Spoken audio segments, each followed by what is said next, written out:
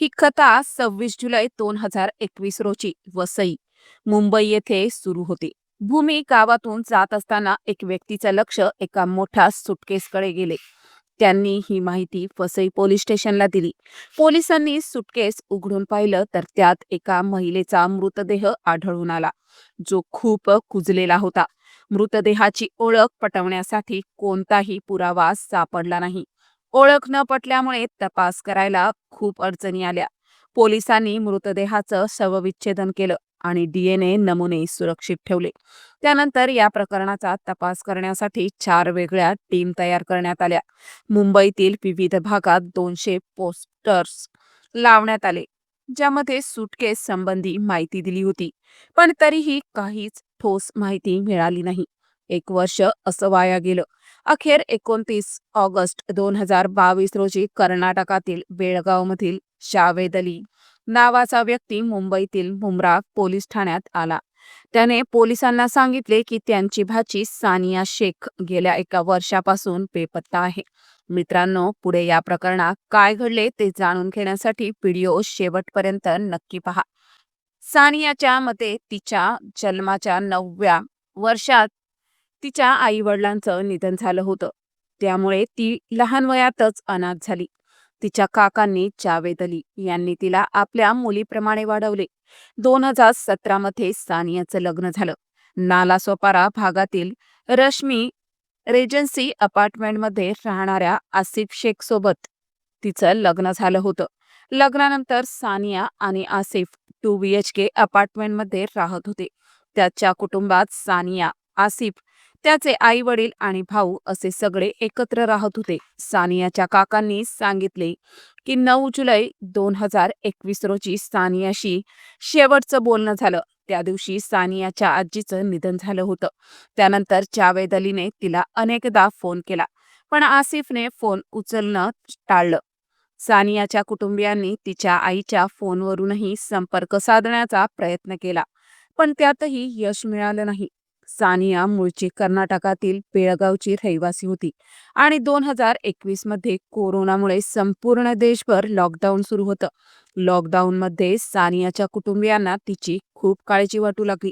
त्यांनी मुंबईत येऊन सानियाला भेटायचं ठरवलं, पण प्रवास बंद असल्यामुळे ते येऊ शकले नाहीत. अशा परिस्थितीत 1 वर्ष उलटून गेलं. 2022 मध्ये जेव्हा सानियाचे नातेवाईक मुंबईत आले आणि नालासोपारा येथे आसिफच्या घरी गेले, तेव्हा त्यांना समजले की ते घर ऑक्टोबर 2021 मध्ये विकले गेले आहे. नातेवाईकांनी शेजाऱ्यांकडून विचारणा केली, तेव्हा समजले की आसिफ आणि त्यांच्या कुटुंबियांनी दुसऱ्या पत्त्यावर स्थलांतर केले आहे. नातेवाईक त्या पत्त्यावर पोहोचले. तिथे त्यांनी आसिफशी संपर्क साधायचा प्रयत्न केला. अखेर त्यांनी आसिफच्या आईशी बोलणं आणि नवीन पत्ता मिळवला.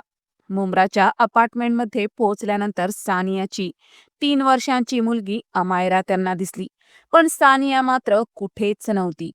आसिफने नातेवाईकांना सानियाचे लिहिलेले एक पत्र दाखवले आणि ते सानियाचं असल्याचं सांगितलं. सानियाने एका पत्रात लिहिले होते की ती आपल्या मर्जीने प्रियकरासोबत घरातून पळून जात आहे. हे पत्र पाहिल्यानंतर सानियाच्या कुटुंबियांनी मुंब्रा पोलीस ठाण्यात तक्रार केली. मुंब्रा पोलिसांनी त्यांना नालासोपारा पोलीस ठाण्यात जाऊन बेपत्ता झाल्याची तक्रार नोंदवण्यास सांगितले. सानियाच्या काकांनी नालासोपारा पोलीस ठाण्यात तक्रार नोंदवली. त्याच वेळी पोलिसांनी त्यांना 1 वर्षांपूर्वी समुद्र किनाऱ्यावर सापडलेल्या सुटकेसमधील मृतदेहाचं चित्र दाखवलं. त्या मृतदेहाचा फोटो पाहून सानियाच्या कुटुंबियांनी तो सानियाचाच असल्याचं सांगितलं. मात्र सानियाच्या पतीने ती ओळख सानियाचे असल्याचे मान्य केले नाही. पोलिसांनी पुढे तपास सुरू ठेवला.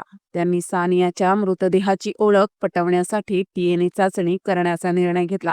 डीएनए नमुने गोळा करण्यात आले. आसिफ, सानियाची मुलगी अमायरा आणि मृतदेहातील नमुने तपासले गेले. डीएनए रिपोर्ट आल्यानंतर सत्य समोर आले. रिपोर्टनुसार मृतदेह सानिया शेखचाच होता. हे समजताच पोलिसांनी आसिफ आणि त्याच्या कुटुंबियांची चौकशी सुरू केली. आसिफने मात्र सानियाच्या हत्येशी कोणताही संबंध नसल्याचं सांगितलं आणि तो फक्त सानियाच्या प्रियकरासोबत पळून गेल्याच्या कथेकडेच लक्ष केंद्रित करत राहिला. आता पोलीस सखोल तपास करत आहेत आणि सानियाच्या मृत्यूचं मागचं खरं कारण शोधण्याचा प्रयत्न सुरू आहे. सानियाच्या पत्राच्या हस्ताक्षराच्या तपासणीचा अहवाल आला तेव्हा सत्य समोर आले. हे पत्र सानियाने लिहिलेले नव्हते, ते आसिफच्या हस्ताक्षरांनी जुळले. म्हणजे सानियाच्या प्रियकराची बनावट कथा आसिफनेच तयार केली होती आणि लोकांना गोंधळात टाकण्यासाठी हे खोटं पत्र लिहिलं होतं. आता पोलिसांनी आसिफची अधिक कडकपणे चौकशी सुरू केली. अखेर सगळी सत्यता बाहेर आली. 21 जुलै 2021 रोजी सानियाची हत्या तिच्या पती आसिफने केली होती. सानिया आणि आसिफमध्ये वाद झाला, ज्यामुळे आसिफने तिला मारहाण करण्यास सुरुवात केली. त्याने सानियाचे हातपाय तोडले, तिला बांधले आणि पाण्याने भरलेल्या टबमध्ये तिचा चेहरा डुबवला. सानिया बेशुद्ध झाली, पण आसिफ थांबला नाही. त्याने तिचा गळा दाबून श्वास घेण्यास थांबवले. त्यानंतर तो दुसऱ्या खोलीतून चाकू घेऊन आला आणि सानियाचा गळा चिरला. त्याचवेळी कथितपणे आसिफच्या वडिलांनी सानियाचं डोकं शरीरापासून वेगळं केलं. आसिफने पुढे जाऊन सानियाचे केस कापले, जेणेकरून तिची ओळख पटू नये. त्याने सानियाच्या चेहऱ्यावरील ओळख पुसण्यासाठी प्रयत्न केले, विशेष तिच्या वरच्या ओठांवर असलेला तीळ हटवण्यासाठी. आसिफने हे सगळं अगदी नियोजनबद्ध पद्धतीने केलं होतं. परंतु पोलिसांच्या तपासामुळे अखेर सत्य उघड झालं. आता आसिफला कठोर कारवाईला सामोरे जावे लागणार आहे. आसिफने सानियाच्या ओठांवरचा तीळ कापून टाकला आणि नंतर तिच्या मृतदेहाची विल्हेवाट लावायची तयारी केली. तो मृतदेह एका मोठ्या पिशवीत ठेवतो आणि यासीन सोबत घराबाहेर पडतो. आसिफ बाईकवर बसतो तर यासीन गाडी चालवतो. हे मुंबई अहमदाबाद मार्गावर निर्जन भागात येतात. झुडपात सानियाचं डोकं फेकून ते परत जातात. फ्लॅटवर आल्यावर आसिफला पूर्ण मृतदेह हलवणं शक्य नव्हतं. त्यामुळे त्याने आपल्या मेव्हणा युसुफची मदत घेतली. युसुफ गाडी घेऊन आल्यानंतर त्यांनी मृतदेह समुद्र किनाऱ्यावर नेला आणि पिशवीसह फेकून दिलं. ही पिशवी 5 दिवस तिथेच पडून होती, ज्यामुळे प्राणी आणि पक्षी तिथे गोळा झाले आणि लोकांच्या नजरेत आली. त्यानंतर आसिफने ट्रॉली बॅग एका निर्जन भागात टाकून दिली आणि घरी परत येऊन घरातील रक्ताचे डाग पूर्णपणे साफ केले. हत्येच्या दिवसानंतरही आसिफ नेहमीप्रमाणे राहिला. सण उत्सव साजरे केले आणि नातेवाईकांना भेटत राहिला. पण साजरा करण्यापूर्वीच त्याने आपली मुलगी युसुफच्या पत्नीच्या घरी पाठवली होती.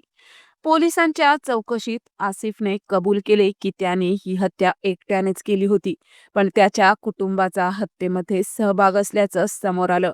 पोलिसांनी त्या हत्येमागचं कारण शोधण्याचा प्रयत्न केला तेव्हा धक्कादायक सत्य समोर आलं. आसिफच्या मेव्हण्याच्या घरी मूल होत नव्हतं, तर आसिफ आणि सानियाला एक मुलगी झाली होती. सानियावर तिची मुलगी मेव्हण्याला द्यावी असा दबाव टाकला गेला. मात्र सानियाने आपली मुलगी देण्यास स्पष्ट नकार दिला, ज्यामुळे कुटुंबात वाद झाले आणि शेवटी या भांडणाचा शेवट सानियाच्या दुर्दैवी मृत्यूने झाला. दुसऱ्या बाजूला आसिफ सुद्धा सानियाचा छळ करायला लागला.